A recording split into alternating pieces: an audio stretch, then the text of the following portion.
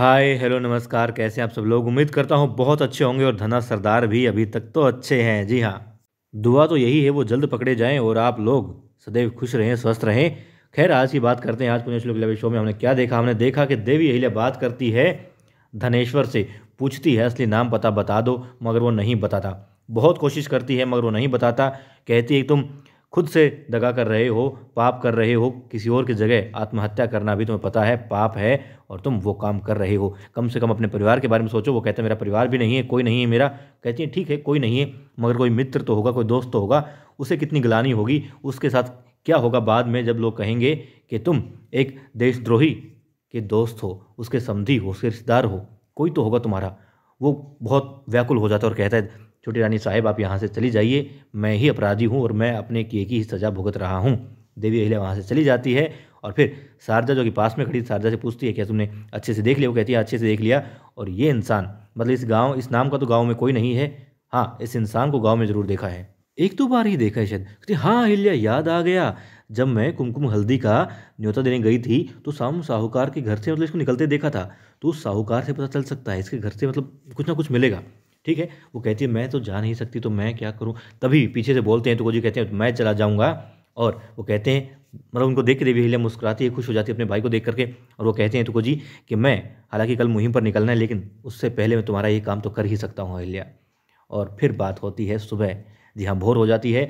सुबह अस्तबल में मिलते हैं देवी अहिल्या और तुको जी बताते हैं कि अहिल्या मैं गया था रात को और पता चला मतलब कि वो जो साहूकार है उससे पता चला कि धनेश्वर नाम का कोई आदमी उसके पास आया था।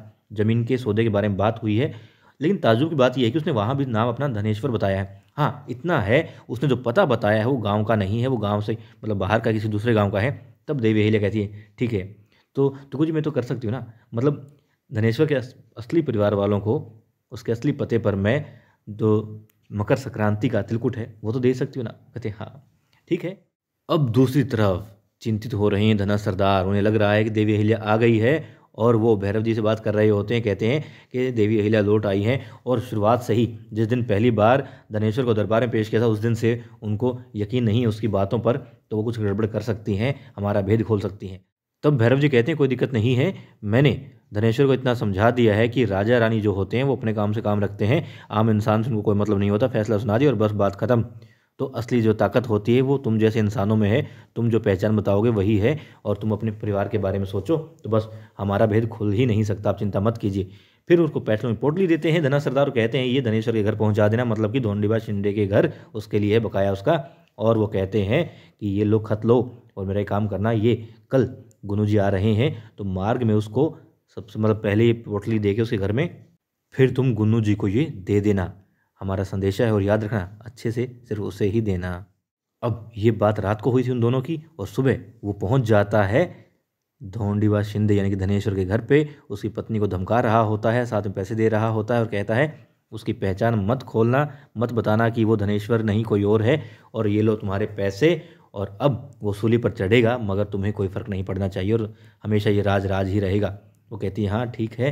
रो रही होती हैं, उसके बच्चे भी रो रहे होते हैं, पत्नी रो रही होती है, मगर तभी पीछे से बोलती देवी अहिल्या मगर सच तो सामने आ गया भैरव जी। और भैरव जी के जो है पसीना छूट जाता है। देवी अहिल्या उससे पूछना चाहती है बताओ, तो वो भागने की कोशिश करता है, देवी अहिल्या तलवार लगा लेती है। फिर वो बातों में उलझाता है, कहते बताता हूँ, और बातों में उलझा के देवी अहिल्या के गले पर चाकू लगा लेता है। देवी अहिल्या फिर अपनी जो है तीव्र बुद्धि दिखाती है, वहाँ पर साहस दिखाती है और उसके पाँव पर वार करती है। वो गिर जाता नीचे। फिर कहती है देवी अहिल्या तुम्हारे अंदर खड़े होने की भी हिम्मत नहीं है, भाग कैसे पाओगे तुम। फिर वो कहता है कि ठीक है मैं बताता हूँ, और देखिए सब कुछ मैंने किया है, पैसों के लालच में किया, मैं लालच में आ गया था, मैंने ही किया है, मेरा कोई और साथी नहीं होगा। तो बताओ तुम्हारे और कौन साथी हैं, साथ तुम्हारे साथी और भी, तुमने भगा दिया, एक को मार दिया, मगर मैं जानती हूँ तुम्हारा सरदार तो कोई और ही है, किसी और के कहने पर तुम ये काम कर रहे हो। तब वो फिर बहाना बनाता है, कहती है वो बच्चा देवी अहिल्या उस बच्चे की तरफ देखती है और वो तभी धतूरे के बीज खा लेता है, और तभी तुको जी भी पहुँच जाते हैं।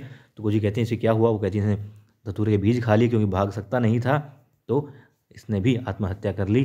फिर देवी अहिल्या कहती हैं इतनी ईमानदारी से ये बेईमानी का काम करते हैं, अगर इतनी ईमानदारी से देशभक्ति का काम करे तो क्या बात हो। फिर उसे ले जाते हैं घर, और देवी अहिल्या अपने महल की तरफ चल देती हैं। और अब क्योंकि मकर संक्रांति भी है और फिर युवराज भी आने वाले हैं, इसलिए महल की जो रौनक है वो और ज़्यादा बढ़ी हुई होती है, और सीताबाई भी आ जाती है। सीताबाई कहती है कि मैं बताओ मुझे इस बार क्या उपहार दोगे, मैं बहुत खास उपहार लूँगी इस बार। तब वो कहती हैं सासूबाई देवी अहिल्या की कि इस बार तो बिल्कुल उपहार तुम्हें मिलेगा और युवराज खंडेराव इतनी बड़ी मुहिम जीत करके आ रहे हैं।